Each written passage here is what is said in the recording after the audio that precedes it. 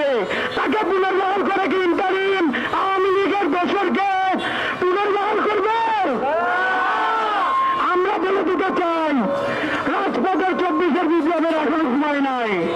আপনারা যদি মনে করেন শহীদের রক্তের সাথে বেইমানি করবেন, রক্তের উপর দাঁড়িয়ে নতুন করে চেয়ারে বসবেন, তাহলে রংপুরের ছাত্র জনতা আপনাদের দাঁত ভাঙা জবাব দিতে প্রস্তুত। আন্দোলন পরবর্তী সময় আমরা দেখতে পেয়েছি এই যে ফ্যাসিস্টের দোষীরা আমাদের আন্দোলনের নেতৃত্বদানকারী বিভিন্ন জনকে নিয়ে কটু কথা বলেছে। বর্তমান সময়ের যে অন্তর্বর্তীকালীন সরকার আছে, এই অন্তর্বর্তীকালীন সরকারকে তারা অবহিত করেছে। তাহলে বাবারা এতদিন কি আপনারা বলতে বসেছিলেন? আমরা বলতে চাই, চাচারের পান খাওয়া অবস্থায় রংপুরে অবস্থান হবে না। আমরা রংপুর সিটি কর্পোরেশনে কোন আওয়ামী লীগের দোসরকে আর বসতে দিব না। সে কিনা খুনি হাসিনার পাঁচ সালাম করে বলে আম্মা যান, যার আমলে রংপুরে কোনো বাজেট আসেনি, রংপুরে আমার বাজেট বৈষম্য হয়ে এসেছে।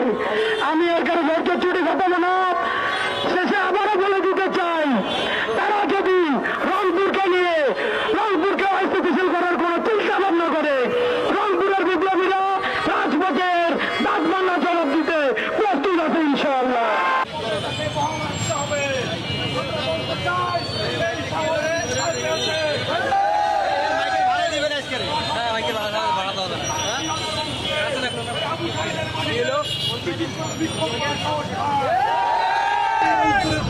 আলটিমেটাম দিতে চাই, অনিতে বিলম্বে 24 ঘন্টার মধ্যে এই মিছিলে যারা আওয়ামী লীগের দোসর ছিল, যারা বিগত 17 বছর আওয়ামী লীগের চামচামি করে ক্ষমতায় ছিল, তাদেরকে গ্রেফতার করতে হবে।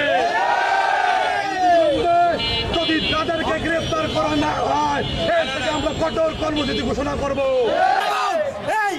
মোস্তফা দিল্লির প্রেসক্রিপশনে রংপুরের মাটিতে বিভিন্নভাবে রংপুরকে অস্থিতিশীলতা করার প্রক্রিয়া করে এবং আমরা দেখতে পাই আজকেও সেই দাঁড়ায় সে একটি বিক্ষোভ মিছিল করে এবং রংপুরে আলটিমেটাম নেয় তাকে 7 দিনের মধ্যে রংপুরের মেয়র বহাল করতে হবে।